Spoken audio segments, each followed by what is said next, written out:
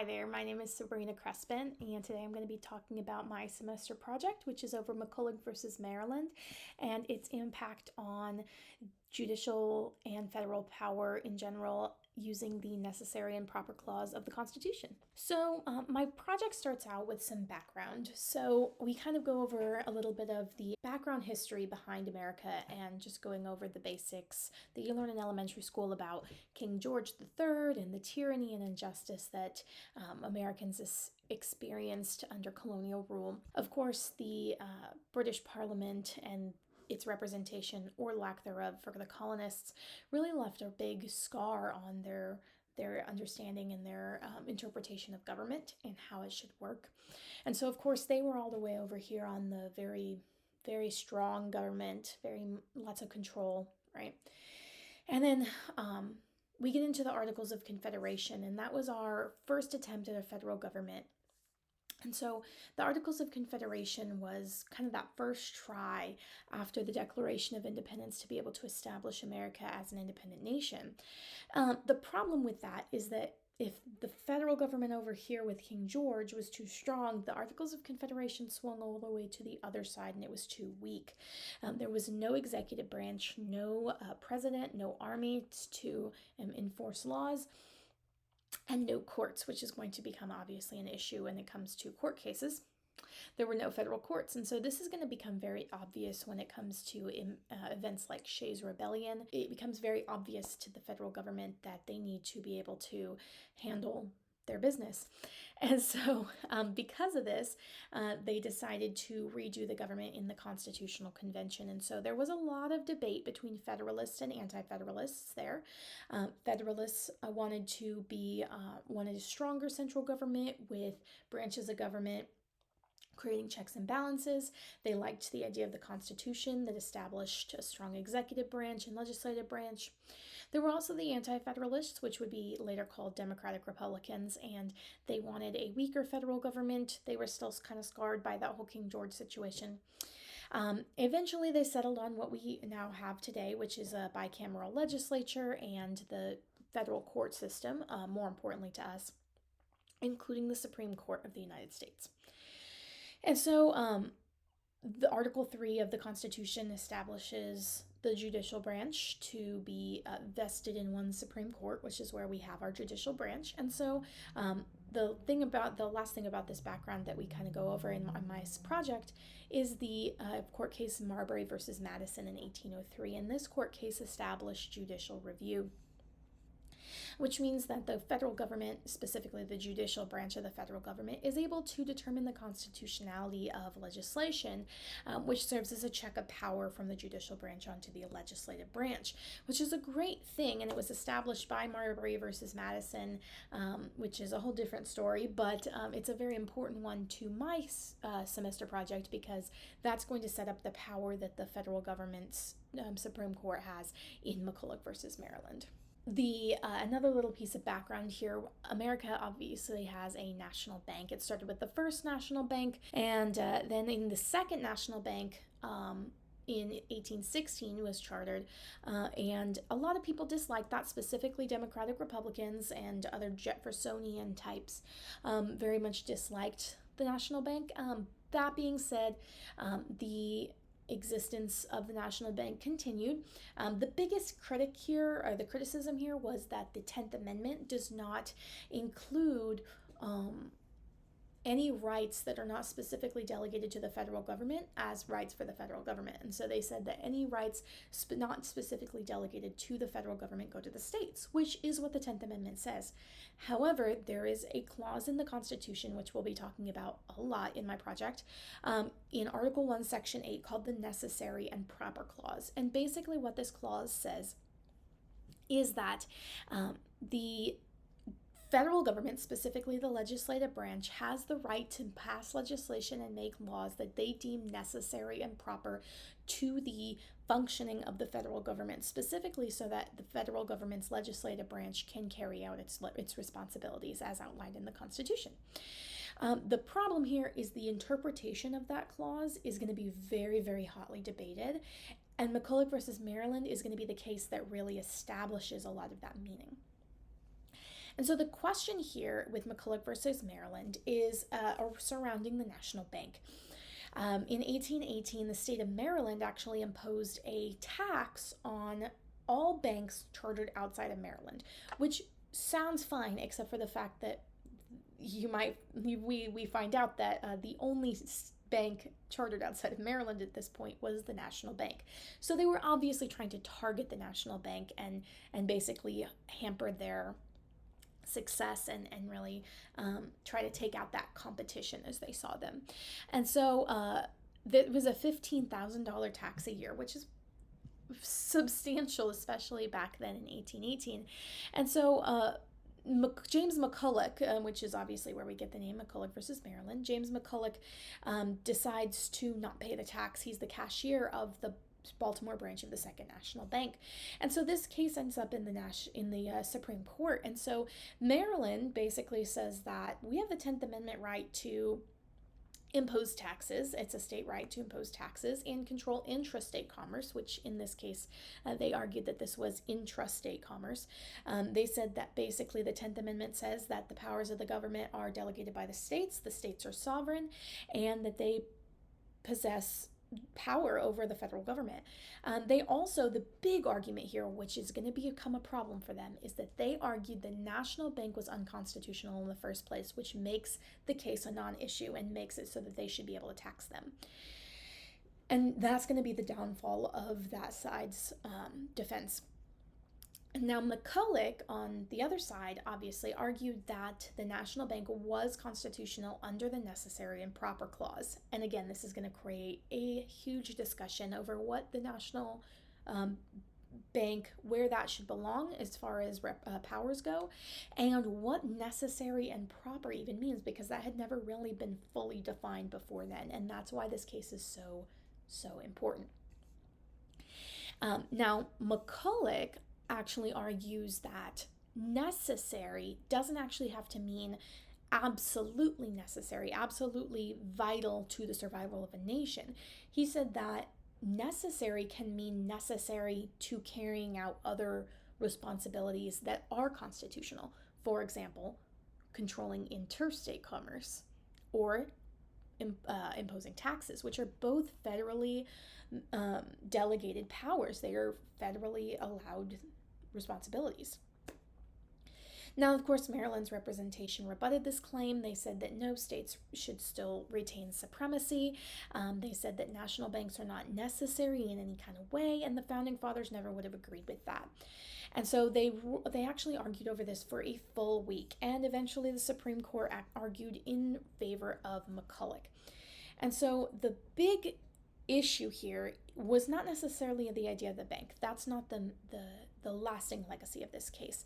The lasting legacy of this case is that where Chief Justice John Marshall gets his idea here is that he has this quote that, "Is it true that this is the sense in which the word necessary is always used? Does it always import an absolute physical necessity so strong that one thing to which another may be termed necessary cannot exist without that other?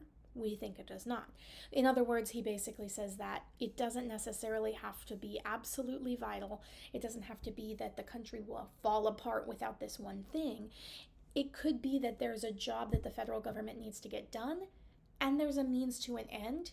And without that end, the means would not necessarily be constitutional, but with it, it is. He also argued that post offices are not considered absolutely necessary and vital, but they're constitutional. So are national roads, interstate highways have never been argued as unconstitutional before now. And now you're arguing that banks are in the same way. They're the same sort of system. They're not delegated powers. There's nothing in the Constitution that allows for a post office, yet it exists. They also ruled that the federal government does supersede the state government. That supremacy idea that the states do maintain sovereignty due to the 10th Amendment, but that if the federal government conflicts with what the state government needs, and it becomes an issue of the federal government not being able to do its job, the federal government needs to supersede the state government. And so Marshall actually held that it was the people who ratified the Constitution, not the states necessarily. It was actually people, and people should be able to make up the federal government and to take charge and be able to, utilize that power. And so basically, this whole argument rests on the idea that the federal government has the right to maintain the national bank and not have anyone interfere with that due to this necessary and proper clause. Now, there were a lot of critics, there were a lot of people who disagreed.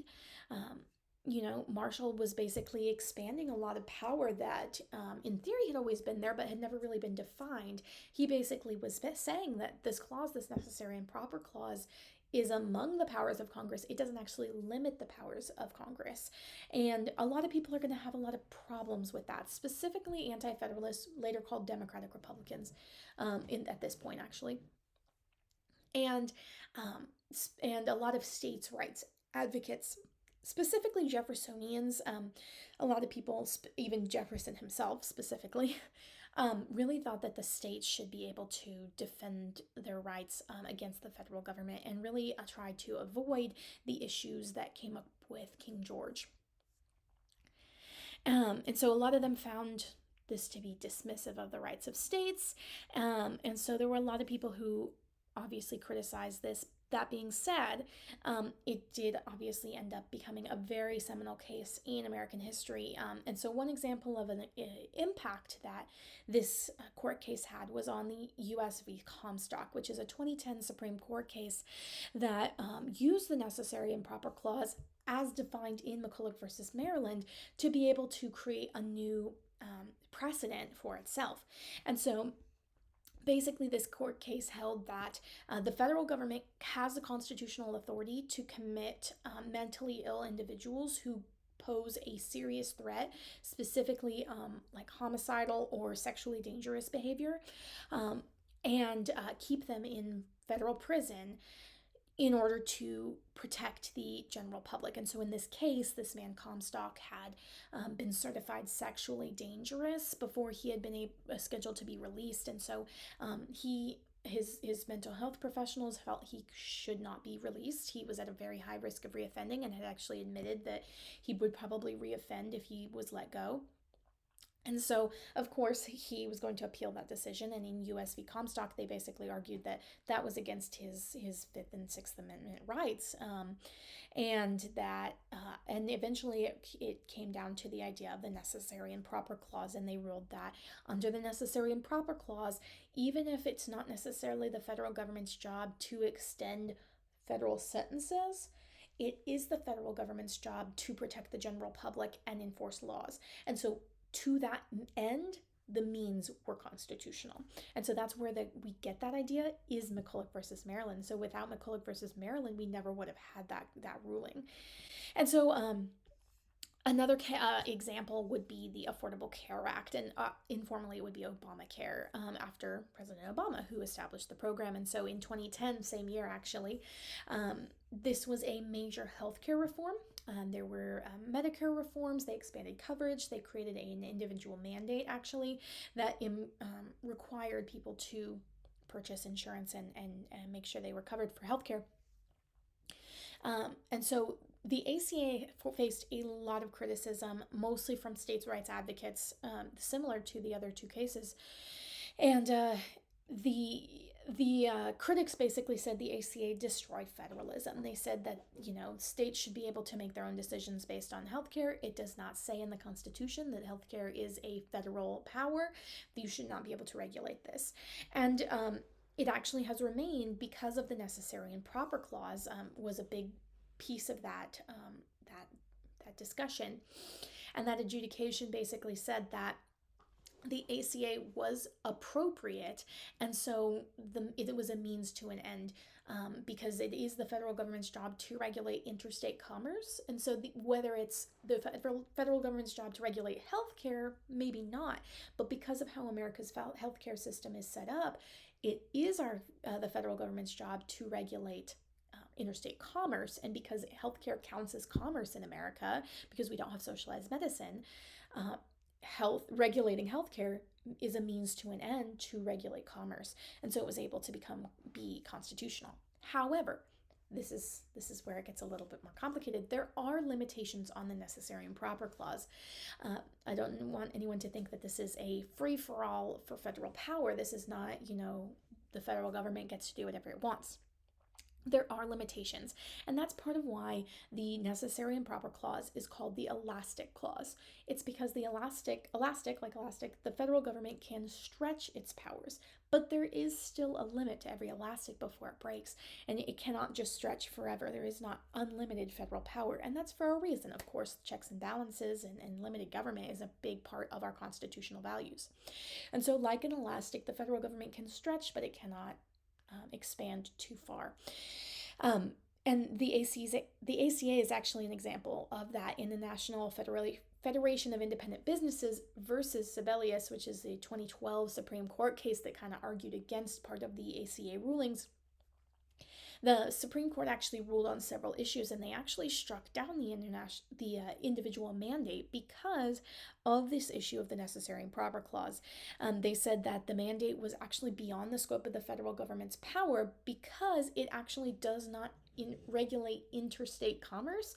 It obligates people to participate in interstate commerce who may or may not have already been doing that anyway.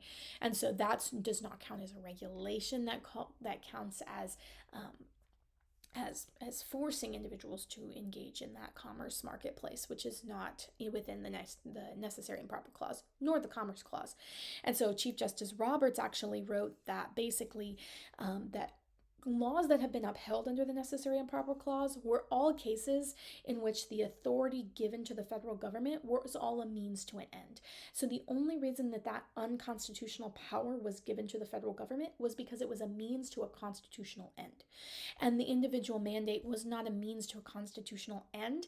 Even if it was necessary, it was not an appropriate expansion of power, and it's overstepped into that necessary and proper clause outside of it into something else. And so it goes to show that the necessary and proper clause does not mean the federal government can do whatever it wants. It's actually a very specific, precise clause that allows the government to carry out the delegated responsibilities in a way that it needs to, with some creativity and wiggle room, and nothing more. Every unconstitutional action that gets deemed constitutional must be a means to a constitutional end. And so these cases illustrate just how impactful McCulloch versus Maryland is, because all of these principles that we've established, the whole means to an end and being able to create laws as necessary and proper, were all defined and really shaped by McCulloch versus Maryland. And so even after 200 years, this case is still touching the judiciary. And so because the judiciary system, the judicial system in America goes off of precedent, it's an extremely vital case, and it's important that judges, including Marshall all the way back then, make decisions knowing that their decision could impact someone else 100 years down the line in their case. And it doesn't mean that precedent is forever. It doesn't mean judges can never overturn past judicial choices, but it does impact what future judiciary choices there are. And so precedent's a huge cornerstone on which legal decisions rest, and so it's kind of like a roadmap. You can go off the map if you want to, but generally speaking, you're going to follow a road. And so this McCulloch versus Maryland basically serves as an interstate highway there. If you're using that metaphor, it was a major road that so many cases have gone down, and it established the idea that the federal government may act in a way that's not traditionally constitutional, and this more loose reading of the Constitution that allows us to not necessarily focus so much on the actual wording of what is this a delegated power or not, and more into the meaning and the real impact of those laws. Are we going to a constitutional end? Is this a means to an end? Are we just overstepping power like in the individual mandate case? Or is this a means to an end as in US v. Comstock? And so Marshall might not have realized how impactful this case was, but this has been impacting the American judicial system for the past 200 years, and it's going to do so for years to come. So McCulloch versus Maryland is such a vital case, and that's why I chose it for my semester project. Thank you so much for listening. I appreciate it, and I hope you enjoyed. I hope you have a great day.